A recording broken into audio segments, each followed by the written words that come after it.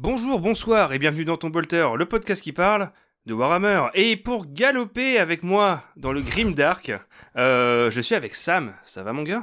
Ça va et toi mon gars? Ça va excessivement bien. Donc maintenant on galope dans le Grimdark. Ouais, on va galoper là. Ouais, Là, on va allez. galoper, on va y aller à fond là. C'est parti. Ça marche, ça me plaît. Où en est ton Goliath Rock Grinder?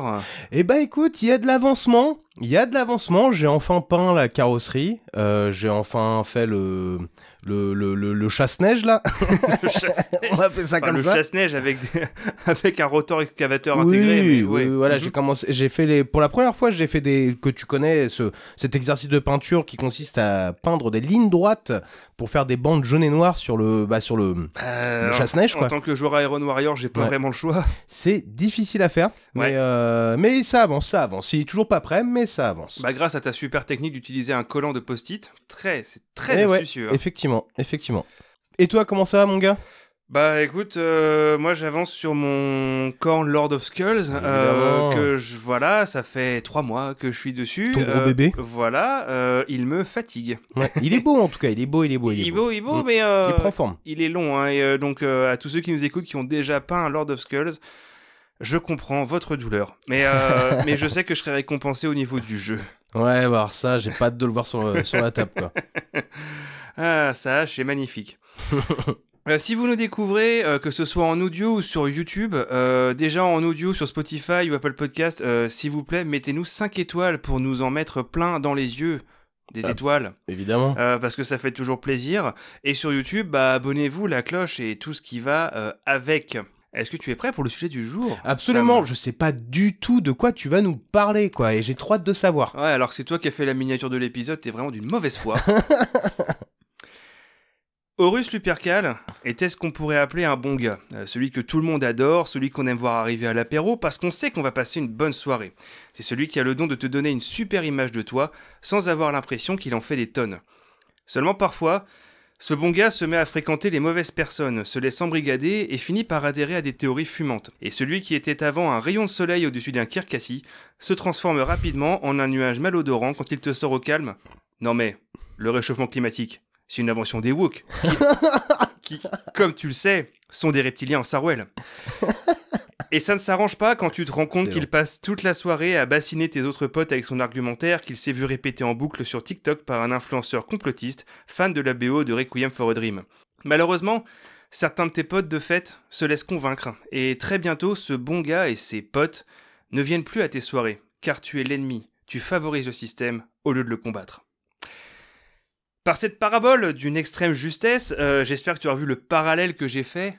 Avec les théoriciens du complot? Ouais. Ah bah oui, bah évidemment, bah c'était un peu on your nose, quoi. Voilà, mais en fait c'est comme si c'était du point de vue de l'empereur, et raconté comme si on était sur France Inter.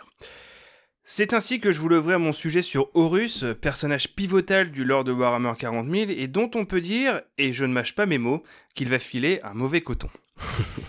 Je vais aujourd'hui vous parler de ses origines et de son ascension. Ascension, tu vois l'ascension, Ouais. l'ascension d'Horus. Tu vois de quoi je parle ou pas? Mais pourquoi tu m'engueules? Ouais, le bouquin là. Ouais, Là, le bouquin, là, le que bon t'as bouquin, que t'as ouais, lu en plus que et j'ai tout, lu, là. ouais, Voilà. et qui était très bien. N'est-ce pas, hein? Donc, l'ascension d'Horus au rang de maître de guerre. Alors, étonnamment, pour un personnage pareil, et surtout comparé à certains des autres primarques, on n'a pas beaucoup d'infos sur l'enfance d'Horus. Donc voilà, suite à la dispersion des primarques depuis le laboratoire de l'empereur, Horus atterrit sur la planète Ctonia, située à seulement quelques années-lumière de Terra. Une planète minière gangrénée par les gangs. Une Disons-le planète tout- quoi? Une planète minière gangrénée par les gangs. Ah, ok, d'accord. Ah, ça, quand tu le dis très vite. Non, c'est- j'avais pas compris, j'étais quoi? Ouais. Ok. Alors d'accord. bon, bah en gros, disons-le tout de suite, une planète pas ouf. C'était un monde de roches dures, fait de tunnels et de villes souterraines, en orbite autour d'une étoile bleue en train de mourir lentement dans un système sans vie. Le fun. Voilà. Donc c'est pas l'endroit où tu vas passer tes vacances. Ah ouais, bah, Vraiment. bizarrement, ça détonne vachement avec comment est-ce qu'est présenté Horus, bah, comme tu disais, avec sa bonne humeur, on va dire sa camaraderie, tout ça. Ça vient clairement pas de là où il a atterri. Non. Voilà, parce que quand le jeune Primarque arriva sur Octonia, donc à ce moment-là, il était encore qu'un nourrisson, alors il a été récupéré par un guerrier du clan des Rats Profonds. Peu de temps après, celui-ci fut sauvagement assassiné à coups d'armes tronçonneuses sous ses yeux. Les assassins de son père adoptif s'emparèrent d'Horus, et il se retrouva suspendu à un crochet dans une grotte abattoir des broyeurs de cadavres. Et il était sur le point de se faire préparer par leur boucher. Et En il y gros, en a- Horus allait devenir une brochette. Et il y en a qui parlent de leur traumatisme d'enfance. Ouais, voilà. Donc là, ça fait beaucoup de choses en peu de temps quand même. Hein. Ouais, ah ouais. C'est alors que le seigneur suprême du clan des Rivers, une brute sanguinaire du nom de Kagedon, donc tu vois les noms Edon, ça y est, on y arrive là. Voilà, Tu vois, ok. bah, ça vient de Ctonia. Hmm. Et oui. Donc il arriva et puis il éventra le boucher avant de détacher le garçon du crochet et de le ramener sur le territoire de son clan. Et il l'a pris sous son aile. Mais bon, sachant qu'à ce moment-là, c'est encore qu'un bébé. Ok. C'est vraiment... Il a de la barbe quand même, le bébé, ou quoi? pas encore. Pas Mais encore. Horus n'a pas de barbe. Ah, c'est vrai qu'il a pas de barbe. Il est méga imberbe. Il a vraiment rien du tout. Hein. Genre, c'est monsieur propre. Mais, Ok. sauf qu'il a pas de boucle d'oreille. Mm. Donc, peu de temps après, ouais, parce que du coup, Horus a été ramené dans son clan et tous les mecs l'ont dit: mais qu'est-ce que tu fais avec ce bébé là? Enfin, genre, on n'a pas besoin de ça quoi. C'est. Mets-le sur le barbecue. Voilà, mais bon, Kagedon il a dit: ouais, mais ce gamin il a un truc. Hein. Il a Il un a une truc. vista. Mais sauf que, en fait, peu de temps après, à savoir seulement quelques années, Horus devint le premier primarque à être retrouvé par l'empereur qui arrive en orbite de Ctonia, surtout et aussi parce que le système qui contient cette planète est très proche du système solaire. D'accord. Donc, alors, au final, il a passé que quelques années sur Ctonia, où il a juste vécu au sein d'un gang, et bon, quelques années, sachant que c'est un primarque, il a grandi très vite. Ouais. C'est-à-dire que là où normalement ça aurait dû être juste un gamin de 3-4 ans, en fait c'était déjà un préado quoi. Hmm. Et donc à ce moment-là, donc il a été récupéré par l'empereur, et c'est là donc il a ramené sur Terra, c'est pour ça qu'il a passé vachement plus de temps avec lui qu'avec les autres, à lui enseigner l'astronomie, tout ça, lui partager sa vista, parce qu'on sait que l'empereur il est drivé, hein. Évidemment. Et donc c'est lui qui a commencé vraiment à combattre à ses côtés dès le début de la Grande Croisade, contrairement aux autres qui ont dû être retrouvés, bon à part Alpharius dont on a parlé dans l'épisode précédent, mais Ouais. bon ça c'est encore une autre histoire. Et donc il a participé à plusieurs campagnes aux côtés de l'empereur. Toutes ne sont pas forcément documentées avec beaucoup de détails, ou sont pas forcément relatées dans des livres par exemple. Mais j'aimerais du coup parler de la campagne de Goro. Ok. Est-ce que tu as déjà entendu parler de ça? De nom. Voilà, alors quand je parle de Goro, je parle pas du personnage de Mortal Kombat. Hein. Bon, t'imagines pas une planète avec 4 bras, Ouais. c'est pas du tout ça. C'est une nouvelle en fait qui se trouve dans le recueil L'œil de Terra. C'est le 35e tome de l'hérésie d'Horus. Oui, le 35e.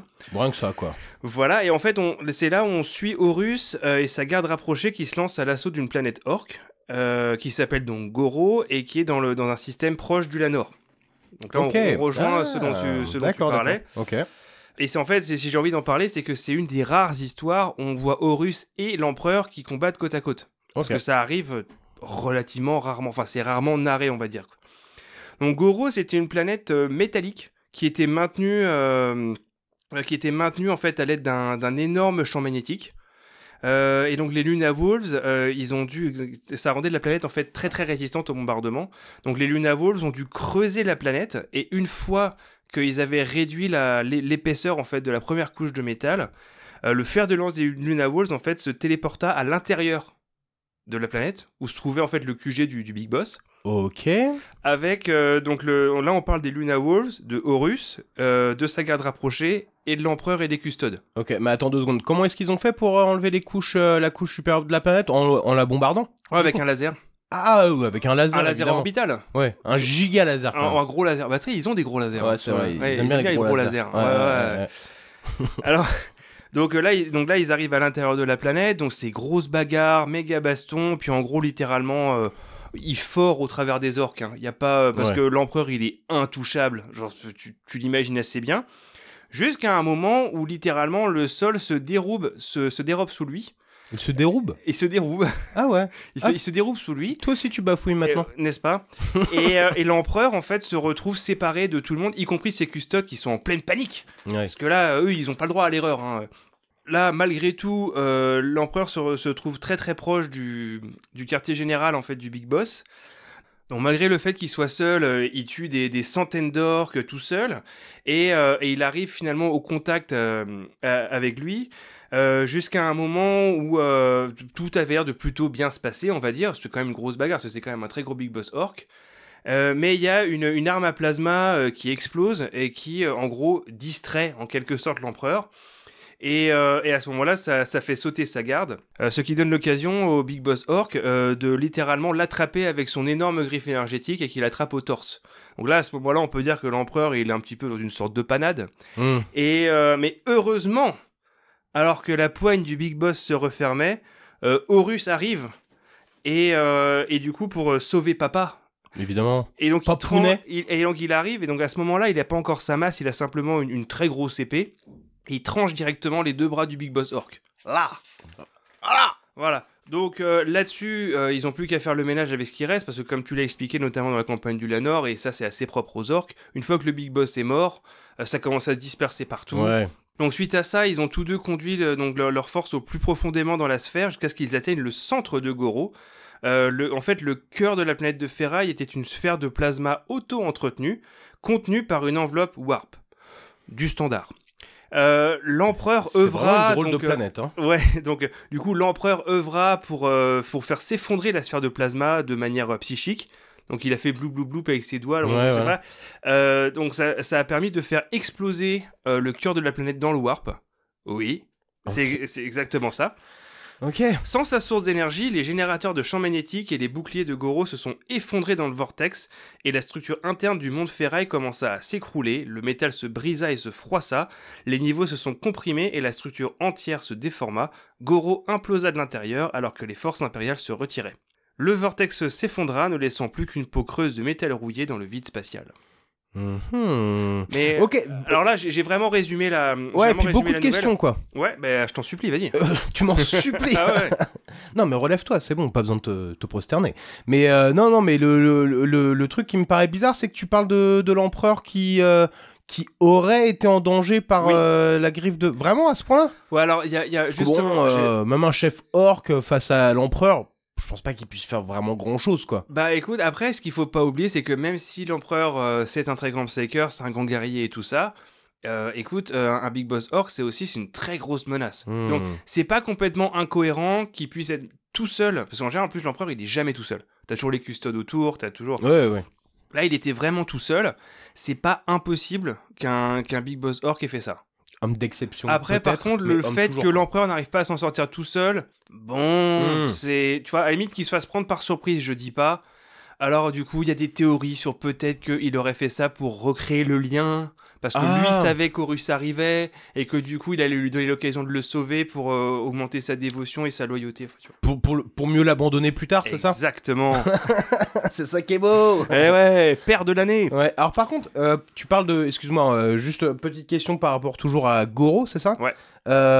Mais les technologies là de champ de champ magnétique et tout le bazar là. Ouais. C'est les orques qui les ont créés ou ça ? Exactement. Hey. Non mais tu sais que s'ils mettent suffisamment d'efforts, ils sont capables de faire énormément de choses. Ah parce que quand ils croivent, ils peuvent, c'est ça ? Exactement. Ok, d'accord. Voilà. Et surtout s'ils voient, voilà, ils croivent aussi. Ok. Ouais, tu vois, c'est exactement pareil. Ok. Donc du coup, encore Horus resta pendant 30 ans le seul fils de l'empereur retrouvé. Ce statut particulier prit fin lorsque l'empereur retrouva sur un monde hostile Fenris, Lemanrus.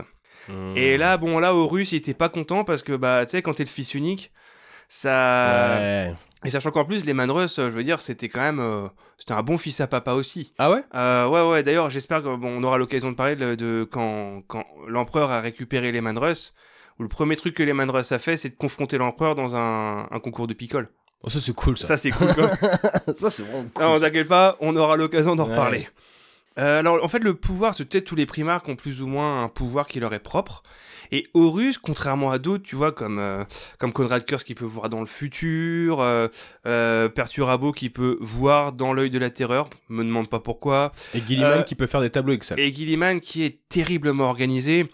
Eh bien en fait le pouvoir d'Horus c'est une empathie et une compréhension parfaite de la psychologie humaine doublée à un stratège de génie. Donc ce qui en fait un manipulateur hors pair. Absolument formidable. Il pouvait déceler la nature des hommes pour en exploiter les forces et les faiblesses. Encore un rêve humide pour tout politicien.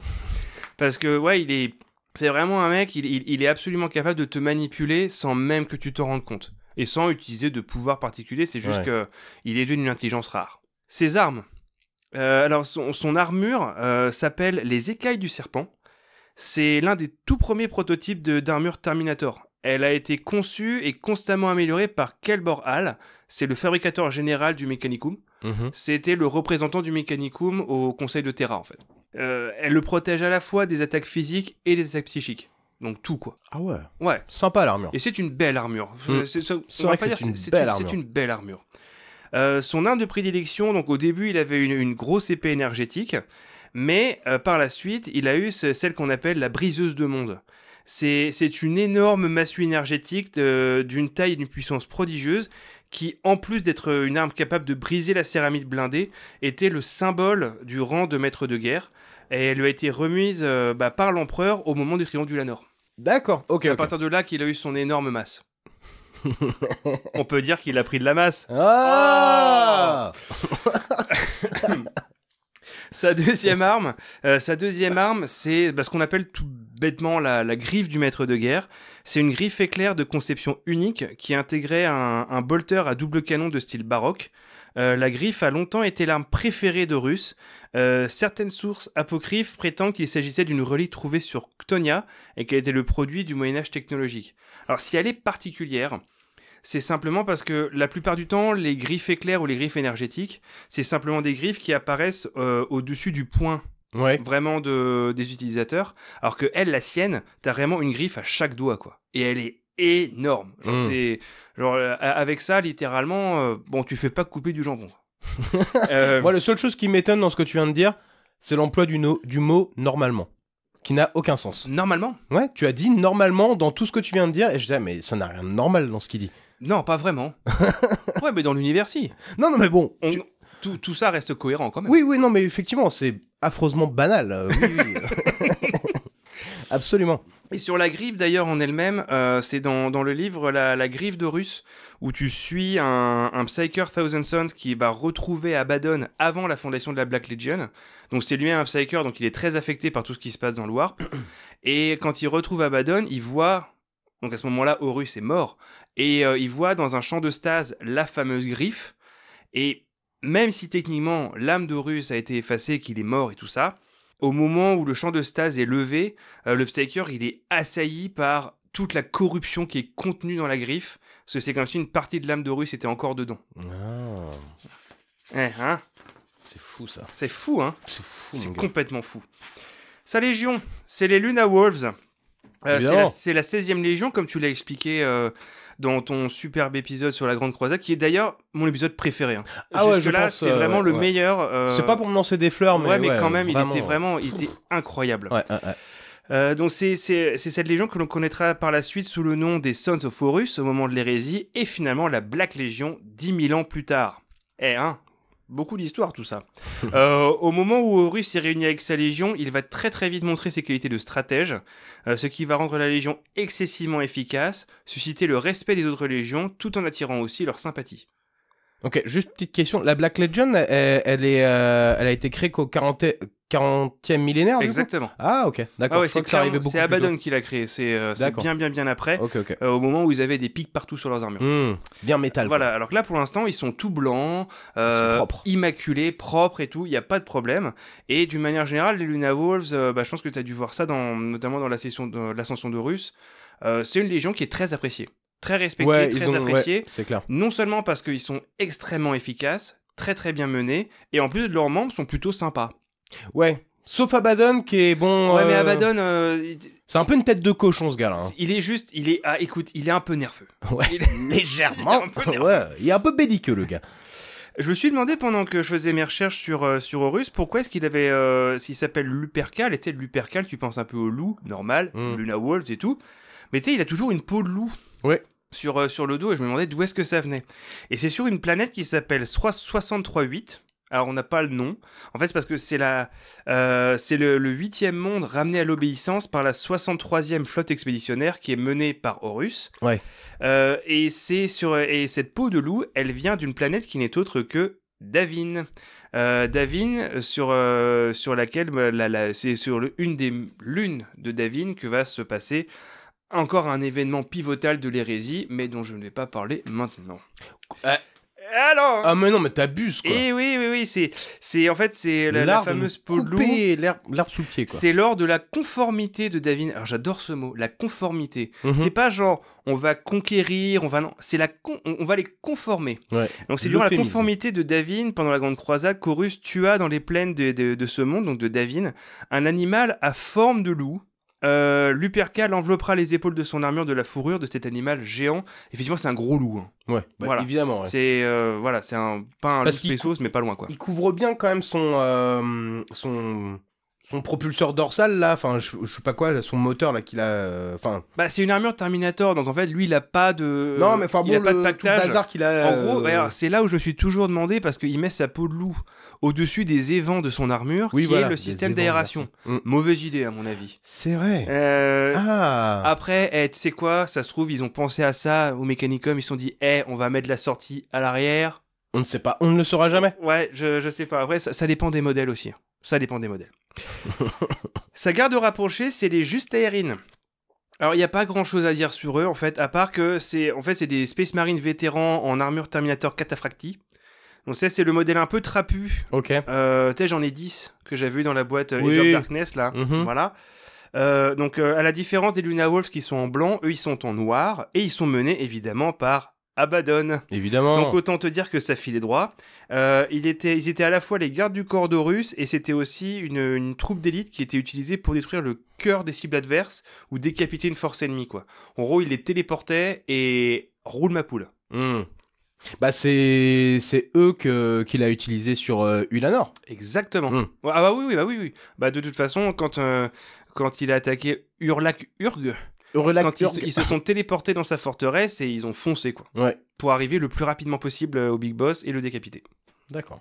Son vaisseau, c'est le Vengeful Spirit, probablement un des vaisseaux les plus connus de tout le lore de Warhammer 40 000, tellement il s'y est passé d'événements majeurs. Il est le théâtre de nombreuses péripéties durant l'hérésie et après. C'était l'un des plus grands vaisseaux de classe Gloriana à avoir été achevé avant que le schisme de Mars ne mette fin à leur production. Alors, les vaisseaux de classe Gloriana, c'est les plus gros, tout simplement. Voilà. Et le schisme de Mars, c'est le moment de l'hérésie où le maître de guerre, donc Horus, a réussi à mettre dans sa poche le fabricateur général et ça a mené à la guerre civile de Mars. D'accord. Un événement dont je pense tu nous parleras avec un intérêt immense. Il y a des chances. Il y a seulement 3 autres vaisseaux de commandement de la même classe qui pouvaient rivaliser en taille et en puissance. Il y a le Rafkel des Space Wolves. Ok. Le Conqueror des World Eaters. Et l'Iron Blood des Iron Warriors. C'était les seuls à les dépenser et à avoir à peu près des vaisseaux de la même taille. Et le seul à le dépasser, alors en fait c'est pas vraiment un vaisseau, mais moi je voulais en parler parce que je le trouve vraiment trop cool. C'est le Phalanx des Imperial Fist. C'est une forteresse spatiale. C'est littéralement, t'imagines une cité ruche, mais qui vole. Trop bien. Dans l'espace. Avec plein de canons. c'est génial. Ouais. C'est genre le truc, quand tu vois ça arriver en orbite, tu dis d'accord. Ouais, ok. Il n'y a même pas de forme de vaisseau à proprement parler, quoi. Non. C'est genre un château. C'est un château volant, mais un gros château. Ouais, évidemment. Malgré tout, le Vengeful Spirit, il était tellement grand et armé qu'il était à même de littéralement abréger des batailles spatiales avec ses centaines de canons. C'est-à-dire qu'il arrivait et il pétait le game. Et souvent, des mondes se rendaient immédiatement juste en le voyant en orbite. C'est un très très grand vaisseau quand même. Ouais, il savait qu'il valait mieux s'arrêter là plutôt que de tenter la chance quoi. Voilà.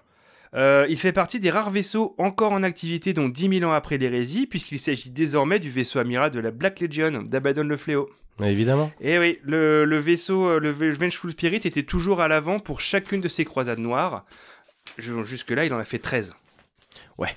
Et il est toujours là, donc, le vaisseau. Et toujours là, le vaisseau. Okay. C'est toujours son vaisseau amiral. Ouais, écoute, il doit commencer un peu à déconner maintenant, quand même. Ouais, mais tu sais, le chaos, en plus, son esprit de la machine est corrompu. Ça garde. Ouais. Après, dans le vaisseau, t'as des endroits qui sont à l'abandon, t'as des endroits où t'as que des démons qui vivent dedans. Enfin, voilà.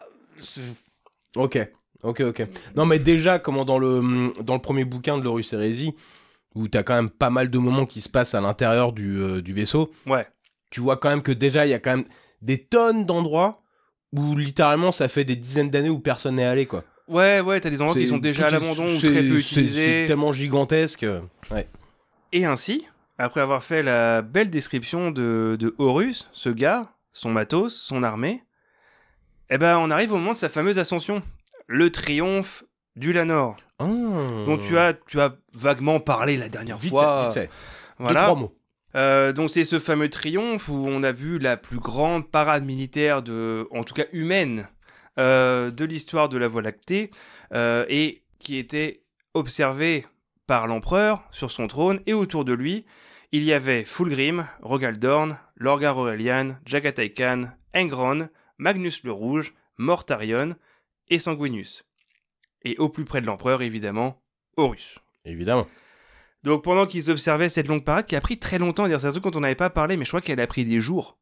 Alors moi je me suis demandé, genre, donc ils sont restés sur leur estrade pendant des jours. Alors ok, ils ont pas besoin de dormir ni de manger, mais... Ils ont dû faire des pauses, quand même. Bah je sais pas du coup, c'est-à-dire qu'en gros à chaque fois que l'empereur se levait, toute la parade s'arrêtait, puis ils attendent qu'ils reviennent. Ouais, quand l'empereur se levait, il disait « Faut que j'aille à la selle, je reviens. » Non, il disait « Faut que j'aille au trône. » Ah oui, au trône, pardon, pas à la selle. Ouais. Et d'ailleurs, les mots exacts de l'empereur au moment où donc, il a fait un immense discours, et il a terminé par « Je ne vous quitte pas par choix, je m'en vais parce qu'il le faut. Sachez-le, et sachez quels sont mes regrets, mais sachez aussi que je m'en retourne vers Terra pour le bien de notre Imperium. » Au revoir. Au revoir. Et là, il s'est levé, et puis il a Marseillaise.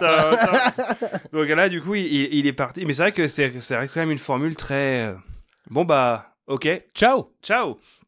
Et donc au moment du triomphe et au moment où il y a la fameuse passation où il indique à tout le monde que désormais Horus deviendra le maître de guerre, il lui donne également une chevalière d'or patinée, érodée par l'âge, faite en Perse et qui date de l'année d'avant la naissance de l'empereur, qui représente un sagittaire, le symbole de l'office du maître de guerre. Ok. Donc une très vieille bague. Et c'est quand l'année avant la naissance de l'empereur, donc Parce que bon... Alors, il est né en Anatolie, Ouais. à l'époque où il y avait encore des chamans. Ouais. Mais là, maintenant, te dire exactement la date. Moi, je pense que tout ça, c'est vraiment pour donner genre un aspect waouh à la bague. Parce que ça se trouve, le mec, il allait acheter sa chevalière dans un cash converteur, là. Non, un cash convertum. Ah, pardon, oui, un cash convertum. Ouais. Et puis, il a juste fait graver ça par un gars. Voilà, c'est tout. Il l'a un peu patiné pour lui donner un effet vieilli. Et regarde, elle est vieille. Et puis bon, chevalière, quoi. Bague de beauf, un peu. Bon, bref. Toi, t'as vraiment le don pour rendre les choses grandiloquentes. Ah, désolé, je suis un peu un party pooper, là, j'avoue. Non, mais bon, ça va. La bagatelle. Alors, par contre, il a nommé donc Horus maître de guerre, et c'est pas un titre random. Parce que dans mes recherches, notamment dans l'Omnis Bibliotheca, il est fait mention que ce titre était ressuscité de la poussière des temps antiques. Eh ben oui, dis donc. Car celui qui en premier reçut le titre de maître de guerre fut Alexandre le Grand, le roi de Macédoine en 336 avant JC, et qui fut un conquérant et un stratège militaire exceptionnel, menant ses armées de la Grèce à l'Inde en seulement 13 ans pour fonder le plus grand empire de son époque, laissant un héritage militaire et culturel marquant, notamment, par exemple, Napoléon se serait beaucoup inspiré d'Alexandre le Grand. Ah, et est-ce que Horus s'est inspiré de Napoléon ? Non, parce que c'est écrit par des Anglais. Donc tu penses bien que non, ils vont pas faire... non, pas vraiment. Hein. Mais bon, après, malgré tout, l'Empire d'Alexandre le Grand, aussi grand soit-il, a désormais disparu. Donc bon, est-ce que ça vaut vraiment le coup de faire le malin ? Sur ce triomphe, Horus termina son ascension. Il est désormais le numéro 2 de l'Imperium de l'Humanité. On peut dire c'est le VP de l'Imperium. Bah ouais. Avec la grande croisade sous ses ordres et la galaxie pour horizon. C'est beau, hein ? Oh la vache. Enfin, ça, c'était avant le drame, bien entendu. Il ne fallut pas très longtemps avant que Lupercal n'entame sa chute dans le chaos, qui débuta lorsqu'il entreprit des relations diplomatiques avec une civilisation multi-espèce très avancée, nommée l'Interrex. Mais ça, c'est bien sûr pour un autre épisode. Tintintin. Eh ouais, parce que là, non, c'est pas possible. Bah non, évidemment. Là, sinon, on est encore là demain. Sinon, après, je parle d'Erebus, de la lune de Davin.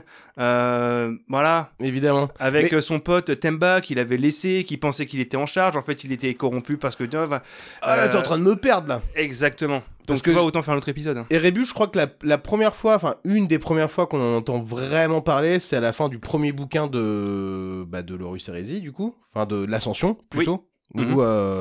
Où...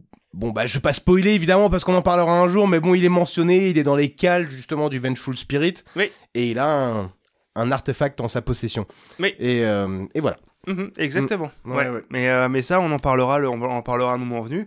Et c'est vrai que, du coup, en écrivant tout ça sur Horus, même si je connaissais le gars, hein, dans les livres, en fait, il est toujours vraiment décrit comme un mec vraiment sympa. Un mec vraiment très sympa.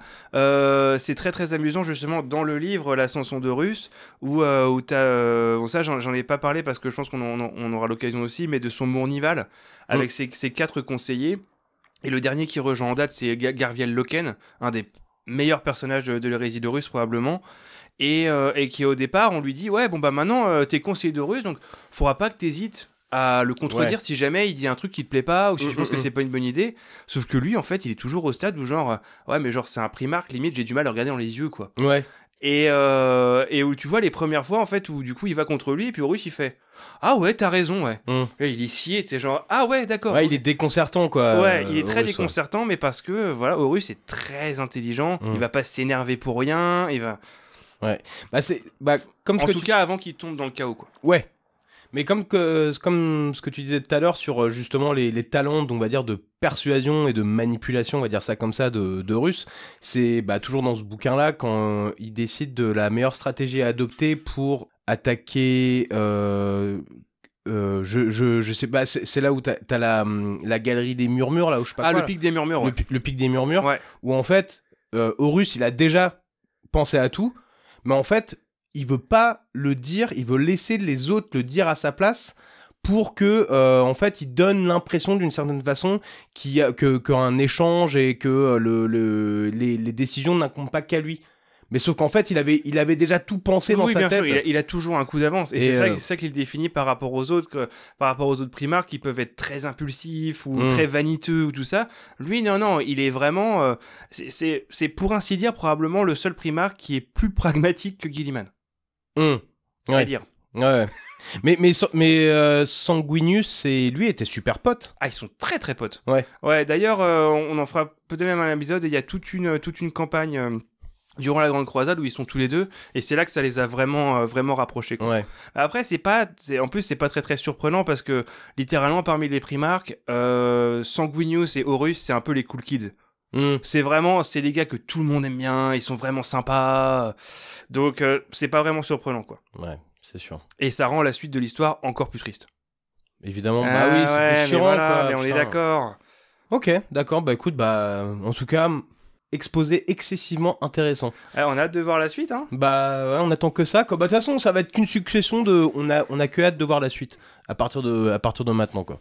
Mais ouais. Mais merci en tout cas, mon cher Goth. C'était... Ouais, avec plaisir. Avec plaisir. Bon c'est fini du coup.